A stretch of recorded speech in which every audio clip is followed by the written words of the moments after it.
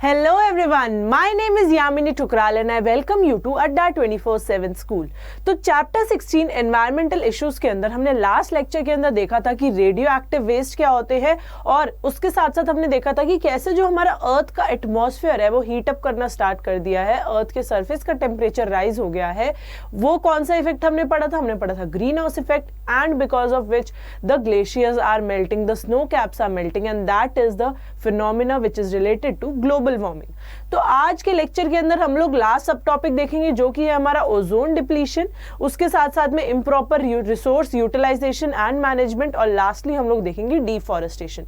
तो आज वाला लेक्चर हमारा इस चैप्टर का लास्ट सब टॉपिक है। पिछले वाले सब टॉपिक्स के लिए आप लोग मेरी प्लेलिस्ट में जाके उसे देख सकते हैं। तो चलिए स्टार्ट करते हैं with ozone depletion.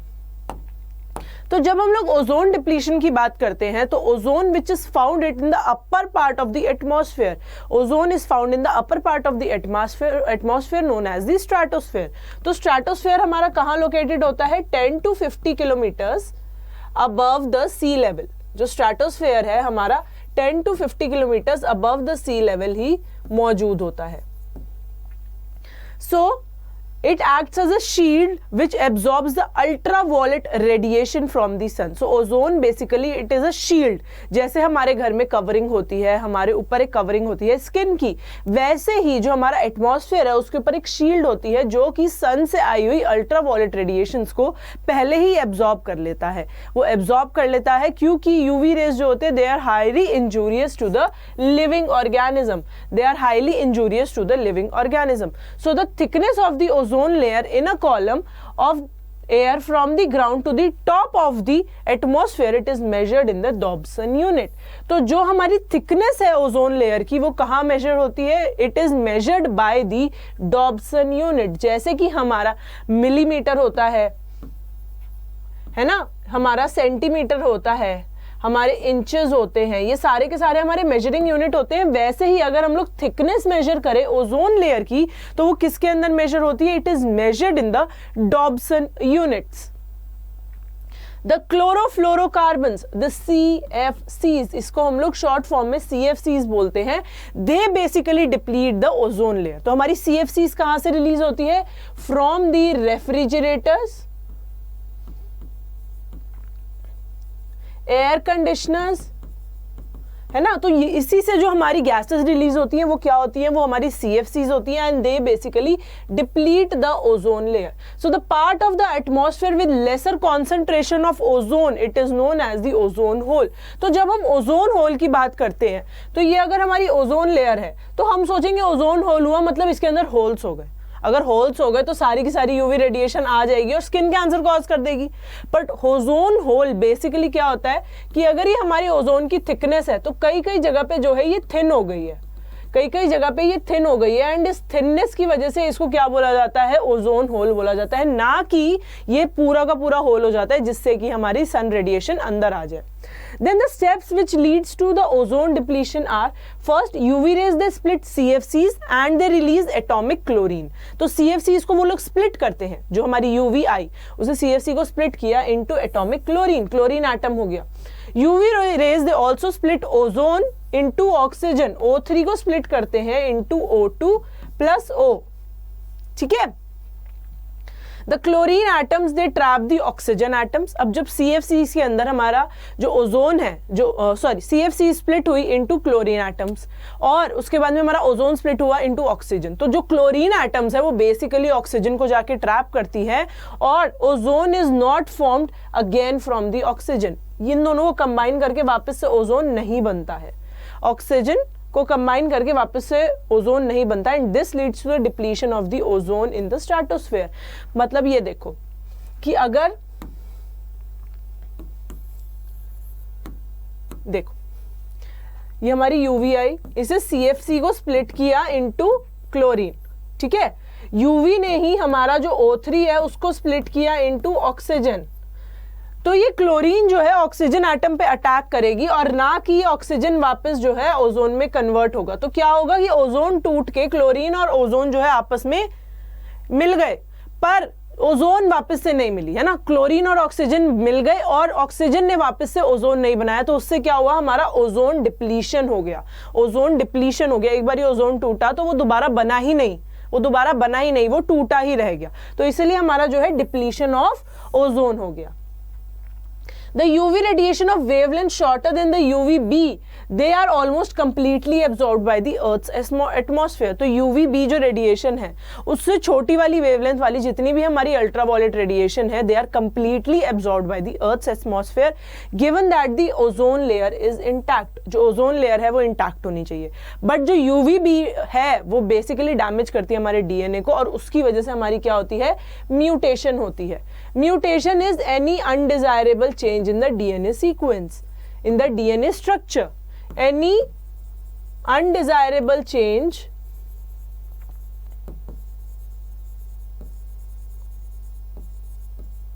in DNA structure. ठीक है, that is what? That is the mutation, and it causes aging of the skin, damage to the skin cells and various types of skin cancer. तो जो हमारा UVB है वो mutation cause करेगा और वो क्या करता है, various types of skin cancer करता है, स्किन सेल्स को डैमेज करता है और एजिंग ऑफ द स्किन जो है हमारी जल्दी हो जाती है। So in human eye, the cornea absorbs UVB radiation and a high dose of UVB, it causes the inflammation of the cornea. जो high doses of UVB है, हमने उसके क्या क्या देखे, देखो आईज के अंदर it causes inflammation of the cornea, which is known as the snow blindness, cataract, etc. ये सारा का सारा जो है it causes, and such exposure it may permanently cause the damage of the cornea. उसके बाद में एजिंग ऑफ द स्किन करवाता है, स्किन कैंसर करवाता है ना, damage to the skin cells होते हैं। तो UVB अल्ट्रावायलेट बी रेडिएशन की कितनी सारी जो है इफेक्ट्स होते हैं, हार्मफुल इफेक्ट्स होते हैं। Recognizing the deleterious effect of the ozone depletion, an international treaty which is known as the Montreal Protocol was signed at Montreal, which is in Canada, in 1987. But effective it was in 1989 to control the emission of the ozone depleting substances. तो एक जो है international treaty sign की गई थी इसी deleterious effect of ozone को combat करने के लिए सारी कंट्रीज ने मॉन्ट्रियल प्रोटोकॉल 1987 में, विच वाज इफेक्टिव इन 1989, और ये मॉन्ट्रियल में की गई थी in Canada to reduce the emission of ozone depleting substances. क्या है ओजोन डिप्लीटिंग सब्सटेंसेस? सबसे मेजर सब्सटेंस है हमारा CFCs, which are the chlorofluorocarbons. कहां से रिलीज होते हैं? Refrigerators and air conditioners. ठीक है, नेक्स्ट हमारा टॉपिक आता है degradation by improper resource utilisation and the maintenance. तो क्या होता है? Soil erosion and desertification. यही इम्प्रॉपर रिसोर्स यूटिलाइजेशन की वजह से सबसे पहला क्या होता है हमारा? Soil erosion and desertification. So जो हमारा फर्टाइल टॉप सॉइल बनती है ना, उसको बहुत टाइम लग जाता है बनने में, है ना, बट उसको हम लोग इजीली रिमूव कर सकते हैं by the human activities like the over cultivation, unrestricted grazing, deforestation and poor irrigation practices. तो क्या होता है कि जो हमारा सॉइल का टॉप मोस्ट लेयर बनता है, जो फर्टाइल होता है, जो सॉइल का टॉप मोस्ट लेयर होता है, फर्टाइल जो बनता है, it takes years to form, centuries लग जाती हैं। पर जो ह्यूमन एक्टिविटीज होती हैं, जैसे कि हमारी ओवर कल्टीवेशन की, एक लैंड के ऊपर हमने उसकी लिमिट से ज्यादा उसे कल्टीवेट कर लिया, है ना, ग्रेजिंग हमने अनकंट्रोल्ड ग्रेजिंग करवा दी, डिफॉरेस्टेशन मतलब कटिंग डाउन ऑफ ट्रीज हमने ज्यादा करवा दिया, इरिगेशन प्रैक्टिसेस हमने बहुत गंदे तरीके से प्रैक्टिस करी। तो उससे क्या होता है, जो हमारी फर्टाइल टॉप सॉइल है वो क्या होती है? ओवर यूज हो जाती है, और उसके बाद में क्या होता है? वो अनफर्टाइल हो जाती है। It results in arid patches of land. Arid patches मतलब डेजर्टिफिकेशन में कन्वर्ट हो जाती है। And when large barren patches they extend over and they meet over time, a desert is created. अब एक बात बताओ, एक लैंड है, लैंड के ऊपर पहले बहुत सारी फसल थी, हमने उसे बार बार ओवर यूज करके, ओवर एक्सप्लॉइट करके, उसका जो टॉप मोस्ट लेयर थी सॉइल की फर्टाइल वाली, उसे हमने ओवर यूज कर लिया। तो क्या होगा, धीरे धीरे करके वो लैंड जो है छोटे छोटे पैचेस में डेजर्टिफाई होता जाएगा, मतलब उसकी जो टॉप सॉइल है वो खत्म होती जाएगी और वो अनफर्टाइल हो जाएगा, अनसूटेबल फॉर द ग्रोथ हो जाएगा। तो क्या होगा, अगर वो अनफर्टाइल हुआ छोटे छोटे पैचेस में, तो वो बहुत सारी जगह पे एक्सटेंड होके एक दूसरे से मीट करके क्या बनाएगा, अल्टीमेटली डेजर्ट बनाएगा। और उसकी वजह से क्या होगा, वहां पे कोई प्लांट नहीं है, कोई पौधा नहीं है, तो सॉइल को होल्ड कैसे करेगा, तो इसकी वजह से सॉइल इरोजन भी होगी, है ना। कोई प्लांट कोई पौधा हो जिसकी रूट्स जो है सॉइल को पकड़ के रखे, पर वहां पे तो कोई प्लांट और पौधा नहीं है, क्यों, क्योंकि डेजर्ट क्रिएट हो गया है। तो इसकी वजह से क्या हो गया, हमारा सॉइल इरोजन हो गया और डेजर्टिफिकेशन हो गया। क्या हो गया, soil erosion and desertification. Then waterlogging and soil salinity. The irrigation without the proper drainage of water, it leads to the waterlogging, and besides affecting the crops, जो waterlogging है, it draws salt to the surface of the soil. जो water logging है वो क्या करता है, salt ले आता है सरफेस ऑफ द सॉइल पे। जो जो सॉल्ट है हमारा, it is then deposited as a thin crust. जो सॉल्ट है it is then deposited as a thin crust on the land surface and starts collecting at the roots of the plants, and this increased soil content, it is inimical to the growth of crops. growth of crops को affect करता है, उनकी roots में जाता है, तो which damages the agriculture. तो water logging की वजह से, वाटर लॉगिंग क्या होता है, which is due to the improper drainage of water, ठीक है। बट वाटर लॉगिंग क्या करता है, जो सॉल्ट है उसे सरफेस ऑफ द सॉइल पे ले आता है, वो फिर एक लेयर बना लेता है। जैसे अर्थ की जो क्रस्ट होती है वो क्या बना लेता है, एक तरीके से आप बोलो सॉल्ट क्रस्ट बना लेता है। सॉल्ट क्रस्ट बना लेता है, तो जो भी उधर प्लांट ग्रो कर रहा होता है उसकी रूट्स के आसपास जाकर डिपॉजिट हो जाता है, and which restricts the growth of the plants. This high salinity, high salt concentration, it restricts the growth of the plant and it ultimately damages the agriculture. It ultimately damages the agriculture. तो क्या मैं बोल सकती हूँ कि proper improper resource utilisation की वजह से सॉइल इरोजन होता है, डेजर्टिफिकेशन होता है, वाटर लॉगिंग होती है, सॉइल सैलिनिटी होती है, हाँ होती है। तो इसके लिए हम लोग को क्या करना चाहिए, एक सस्टेनेबल टर्म, सस्टेनेबल डेवलपमेंट नाम की टर्म आती है, सस्टेनेबल डेवलपमेंट नाम की एक टर्म आती है, which is the proper utilisation of resources, जिसमें हम जो अपनी फ्यूचर जनरेशंस हैं उनका भी दिमाग में रख के कि उनको भी रिसोर्सेज की जरूरत पड़ेगी, उस हिसाब से हम रिसोर्सेज को यूटिलाइज करते हैं। तो हमें हमेशा सस्टेनेबल डेवलपमेंट ही प्रैक्टिस करनी चाहिए। क्या प्रैक्टिस करनी चाहिए, सस्टेनेबल डेवलपमेंट, क्योंकि अगर हम लोग आगे की जनरेशन के लिए रिसोर्सेज नहीं बचाएंगे तो उनसे आगे वाली जनरेशन भी सर्वाइव नहीं कर पाएंगी, है ना। तो हमें क्या करना है, रिसोर्सेज को ऐसे मैनेज करना है, ओवर एक्सप्लॉइट नहीं करना है, रिसोर्सेज को ऐसे मैनेज करना है कि आगे वाली जनरेशन के लिए भी वो रिसोर्स रहे, है ना, वो रिसोर्स रहे, और जैसे अभी फ्लरिश कर रहा है वैसे तब भी फ्लरिश करे।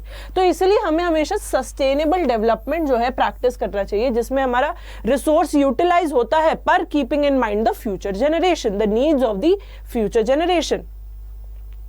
लास्ट हमारा यहाँ का टॉपिक है which is the deforestation. It is the conversion of the forested area to the non forested one because of the human activities. कौन सी होती है हमारी ह्यूमन एक्टिविटीज, जब एक फॉरेस्टेड एरिया को हम लोग डिफॉरेस्टेशन मतलब एक नॉन फॉरेस्टेड एरिया में कन्वर्ट कर देते हैं, विच is the slash and burn and झूम, विच इज द झूम कल्टिवेशन। तो स्लैश एंड बर्न मेथड मतलब एक जगह पे खेती करी, जब वो हमारी आ गई, मतलब हम लोगों ने वहां से फसल काट दी, उसके बाद में उस जगह को ये लोग जला देते हैं, उस जगह को जला के वो लोग दूसरी जगह पे मूव ऑन कर जाते हैं।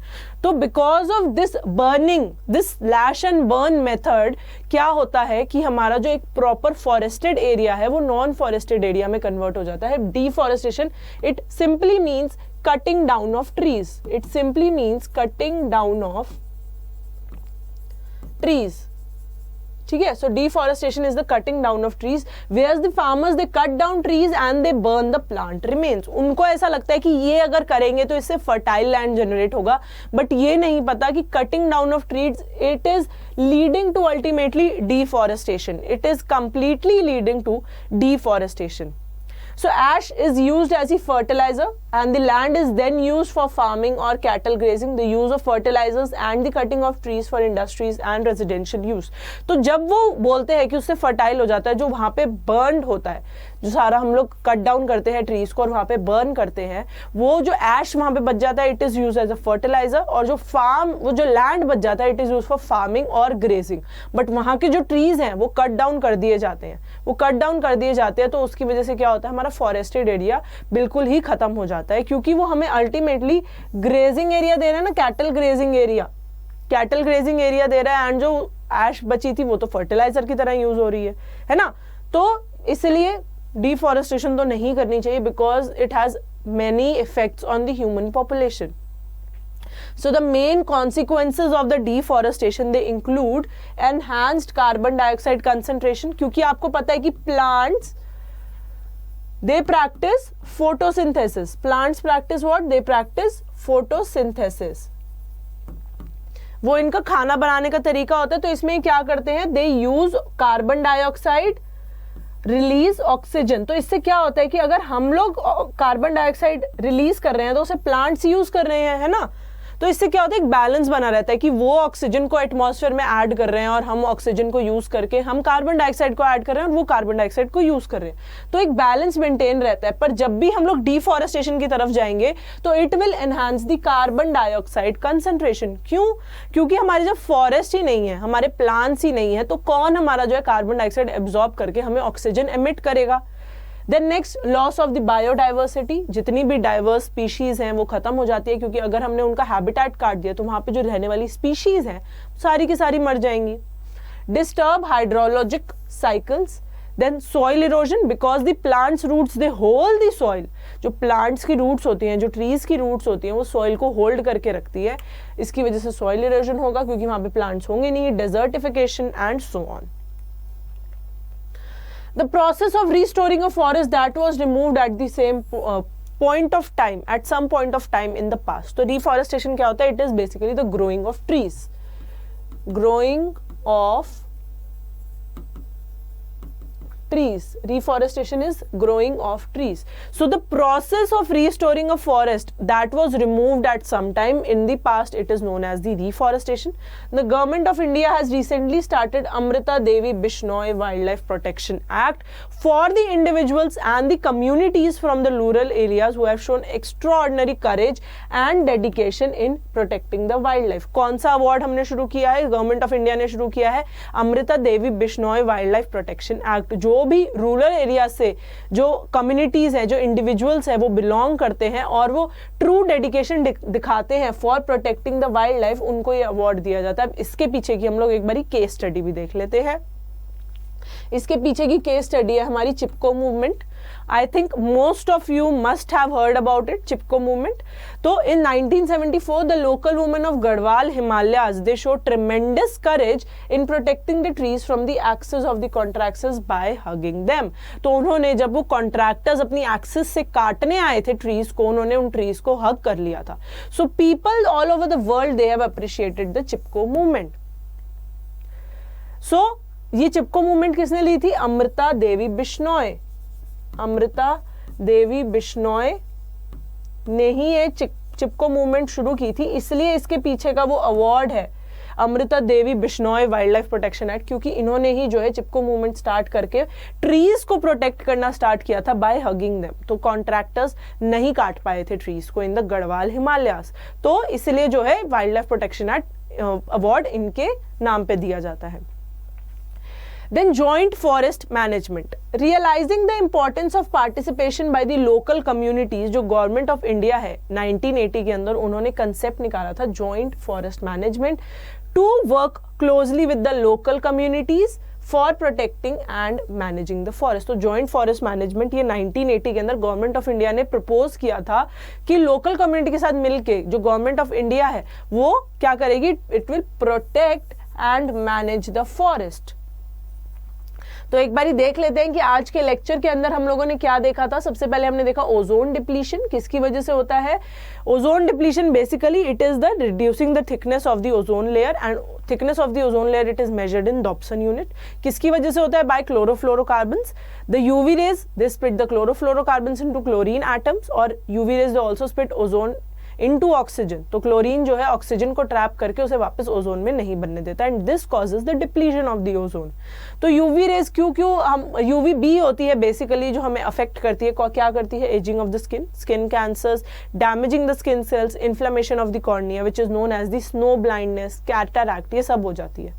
तो इसी deleterious effect of the ozone को देखते हुए एक मॉन्ट्रियल प्रोटोकॉल जो है मॉन्ट्रियल कनाडा के अंदर साइन किया गया था इन 1987 कि ओजोन डिप्लीटिंग सब्सटेंसेस की एमिशन को हम लोग कम करेंगे।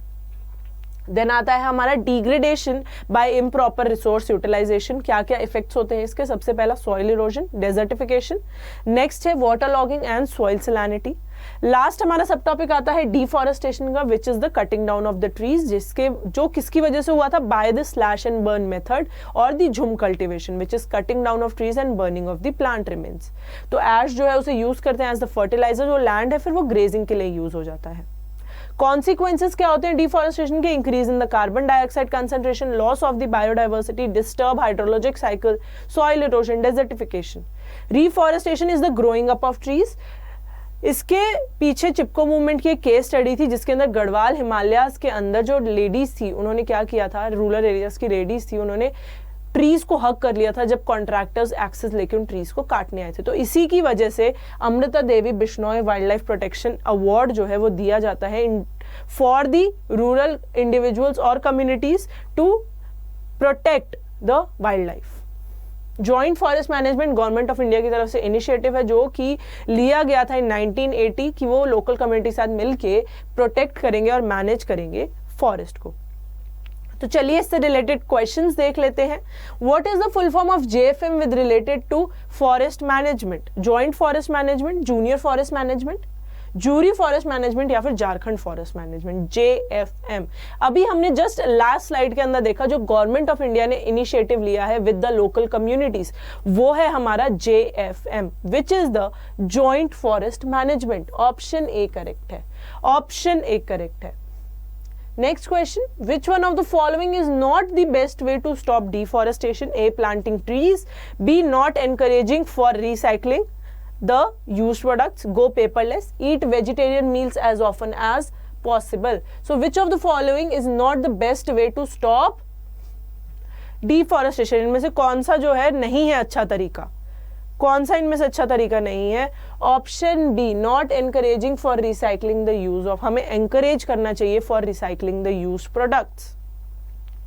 Next question, the depletion of the ozone layer is damaging to human health. Negative effects they include skin cancer, osteoporosis, dyspepsia या फिर D, none of these, A B C D. तो हमने देखा था कि यूवीबी बेसिकली जो UVB है उसके हार्मफुल इफेक्ट्स होते हैं जैसे कि हमारा स्किन कैंसर हो गया, डैमेज टू स्किन सेल्स,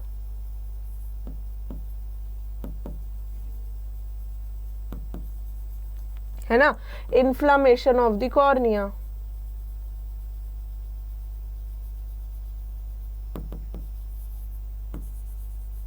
तो इसमें से हमारा क्या मेंशन है इधर? Skin cancer. तो ऑप्शन ए करेक्ट है, ऑप्शन ए करेक्ट है। Next question, depletion of the ozone layer is damaging to human health. We have already done this, skin cancer होता है।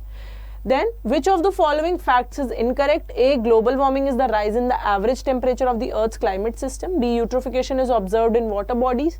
C, the greenhouse effect is a natural phenomena. D, ozone is harmless to breathe. क्या इनमें से incorrect है? Global warming is the rise in average temperature. Yes. Eutrophication is observed in water bodies. Yes. Eutrophication is the growth of the algae over the water surface. The greenhouse effect is a natural phenomena. Yes. So ozone is harmless to breathe? No. Ozone is harmful to breathe. Option D will be मतलब option D will be correct but the statement is incorrect. So बच्चों ये था हमारा last topic environmental issues का। Next lecture के अंदर हम लोग इसके एनसीईआरटी क्वेश्चंस करके इस चैप्टर को वाइंड अप कर देंगे। अगर आपको मेरी वीडियो पसंद आई है तो लाइक करना है, शेयर करना है, सब्सक्राइब करना है अड्डा 24/7 स्कूल के चैनल को। मिलते हैं नेक्स्ट लेक्चर के अंदर, तब तक के लिए बाय बाय।